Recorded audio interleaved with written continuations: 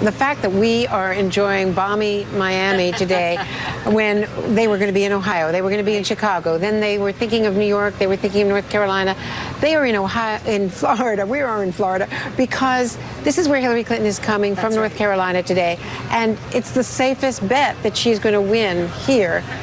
Nothing else is safe in the Midwest. Her home state of Illinois is no longer a safe bet. Bill Clinton is there today.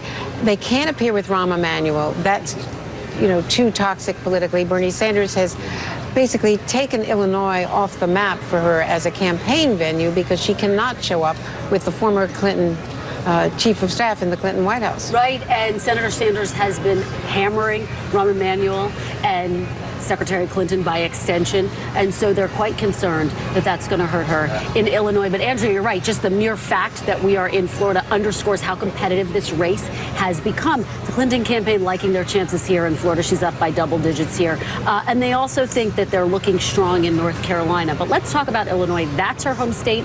As you point out, today she's going to be endorsed by the mother of Michael Brown. They're hoping that helps her in a state like Missouri, obviously, where they're from. But they're also hoping it's going to rally African-American voters in a city like Chicago, where she needs a big turnout to win a state like Illinois. And the other state that she thinks she can win is North Carolina, where she is right now. We're watching pictures of her as we speak.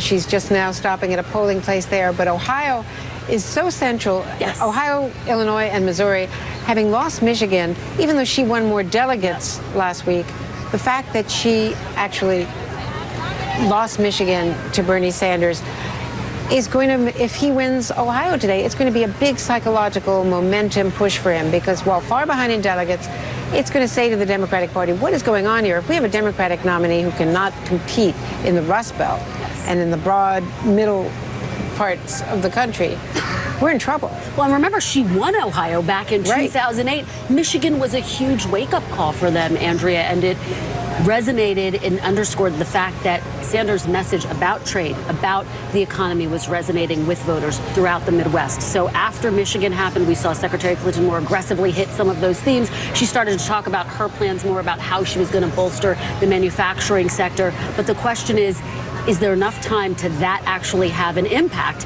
Voters are going to the polls today, and they are feeling jittery about Ohio. Look, polls show that she has a pretty healthy lead there, but if you talk to the campaigns, they say the reality on the ground is that it's much closer. One campaign official telling me it feels a lot like Michigan.